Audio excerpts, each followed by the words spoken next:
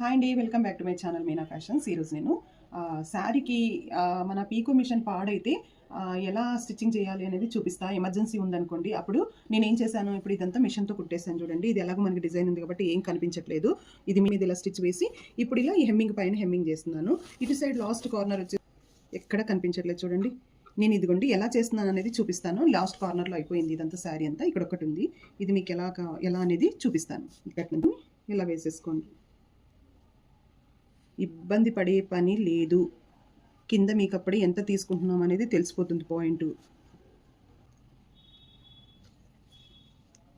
చూడ చాలా ఇబ్బంది పడుతుంటారు. ఇబ్బంది పడే పని ఏం లేదు, ఇలా ఈజీగా చేసేసుకోండి.